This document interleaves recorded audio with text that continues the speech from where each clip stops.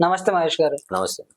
Present Telangana రాష్ట్రంలో మనం చూసుకున్నట్లయితే కరెంట్ కోతలు ఏవైతే అనఫిషియల్ గా జరుగుతున్నాయని ప్రజలు అభిప్రాయపడుతున్నారు. ఇది అఫీషియల్ గా ఇంతకు ముందు అయితే అఫీషియల్ గా చెప్తుండేవాళ్ళు. ఈ టైం నుంచి ఈ టైం దాకా ఏదో పొద్దున ఈ టైం నుంచి ఏదో పొద్దున్న 9 నుంచి 10 దాకా, లేకపోతే సాయంత్రం 5 నుంచి 6 దాకా కరెంట్ కోతలు అనేవి ఉండేవి అని అఫీషియల్ గా మనకు పేపర్ లో కానీ ఫోన్స్ లో కానీ అఫీషియల్ గా వాళ్ళు అప్డేట్స్ ఇచ్చేవాళ్ళు. ఇప్పుడు అనఫిషియల్ గా విద్యుత్ కోతలు చేస్తున్నారు అని ప్రజలు అభిప్రాయపడుతున్నారు. ఇది ఎంతవరకు వాస్తవం? ఇవన్నీ నిజమేనా? ఒక రకంగా చూసుకుంటే అది కొంతవరకు మనం నిజమని అనుకోవాల్సిన పరిస్థితి ఉంది. ఇప్పుడు మన గత 9 సంవత్సరాలుగా చూసుకుంటే ఈ ఈ రకంగా మనం కరెంటు కోత అయితే ఎప్పుడు మనం చూడలేదు. ఇప్పుడు మొన్న జనవరి నుంచి చూసుకుంటే ఈ సంవత్సరంలో మధ్య కరెంటు కోత అనేది అప్పుడప్పుడు జరగటం మనం మనమే చూస్తున్నాం, మనం అది అనుభవిస్తున్నాం. అది ఎందుకు ఈ పరిస్థితి అనేది ఒకసారి చూసుకుంటే, ఇంతకుముందు ఎక్కువ పర్ యూనిట్ ₹3.50 కేసీఆర్ గారు కరెంటు కొన్నారు ఛత్తీస్గఢ్ నుంచి. అందువల్ల రైతులకు కానీ వాళ్ళకి ఉచితంగా ఇవ్వగలిగారు. అది కూడా వాళ్ళు ₹3.25 మాత్రమే వాళ్ళకి చెల్లించి మిగతా 25 వీళ్ళు తీసుకున్నారు, దానిలో కమిషన్లు. అందుకని వాళ్ళు ఇవ్వగలిగారు.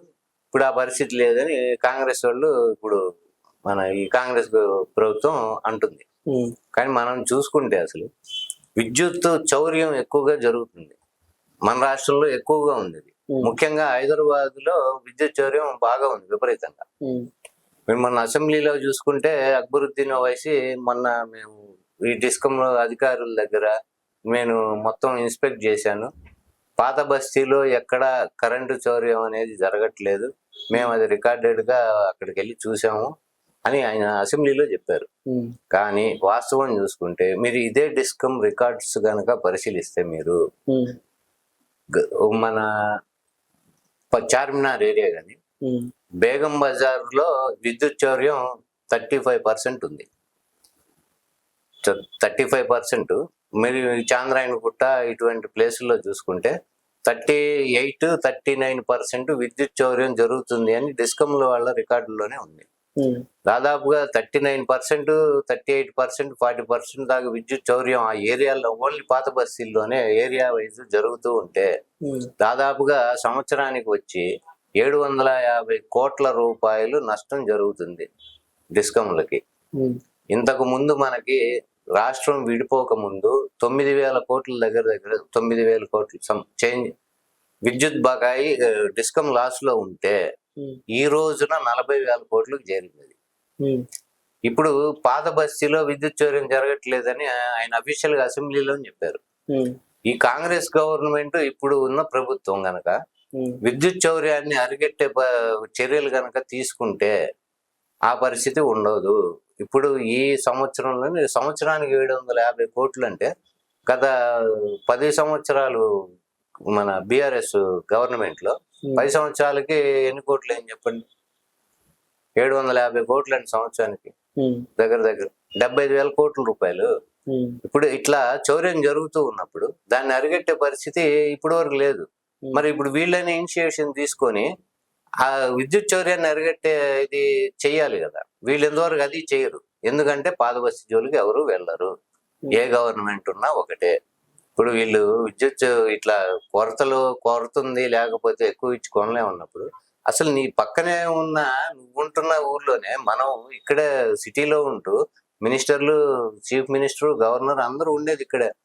మరి ఇక్కడ ఇదే పాత బస్తీలో ఇక్కడ జరుగుతుంటే చౌర్యం, దాన్ని అరికట్టలేని పరిస్థితిలో వీళ్ళు ఉన్నారు. ఇప్పుడు అది కనుక అరికడితే అసలు ఈ పరిస్థితి ఉండదు కదా. అసలు ఇప్పుడు మీరు సపోజ్ చూడండి, మీరు ఒక 2 రోజులు కనుక మీరు కరెంటు బిల్లు కట్టడం మానేస్తే వాడు వచ్చి వెంటనే ఫీజు పీక్కొని వెళ్ళిపోతారు. మీరు వాడి వెనకాల పరిగెత్తి మీరు బిల్లు కట్టింది ఆ రసీట్ చూపిస్తే ఆ లైన్ మ్యాన్ ఎప్పుడో వచ్చి అతను తీరుకున్నప్పుడు వచ్చి పెడతాడు. ఈ పరిస్థితి మనం చాలా మంది చూస్తూనే ఉన్నాం, చాలా మందికి ఫేస్ చేసే ఉంటారు. కానీ ఇప్పుడు అక్కడ ఆ పని ఎందుకు చేయలేరు వీళ్ళు? అక్కడ బిల్లులే కట్టట్లేదు, బిల్లులు కట్టరు, విద్యుత్ ఏమో అక్రమంగా వాళ్ళు వాడుకుంటుంటారు. అక్కడ ఎవడు ఏమీ చేయలేడు. ఎందుకంటారు మహేష్ గారు? పాత బస్తీ అంటే ఏమైనా గవర్నమెంట్స్ కి భయమా? భయం. ఎందుకంటే ఒక కమ్యూనల్ ఇది వస్తుందని ప్రతి ఒక్కళ్ళు భయపడటమే.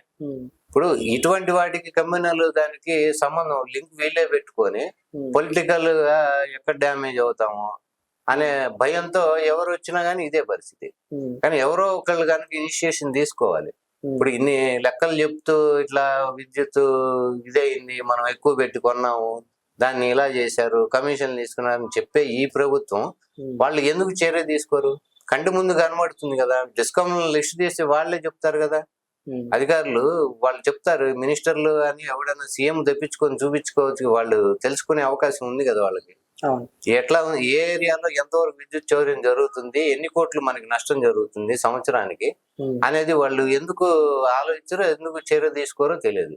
అది కనుక జరిగితే చాలా మటుకు ఇది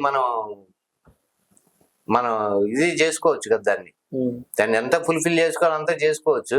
మనం నిజంగానే పక్క రాష్ట్రాల నుంచి విద్యుత్ నిజంగా కొనుక్కొచ్చుకొని అంతంత రేటు పెట్టి తెచ్చుకోవాల్సిన అవసరం కూడా ఉండదు. అంటే పూర్తిగా ఉండకపోయినా, అవసరం లేకుండా ఉండకపోయినా కొంతలో కొంత అయితే తగ్గే అవకాశం అయితే ఉంది కదా మనకి. ఓకే మహేష్ గారు, థ్యాంక్ యూ.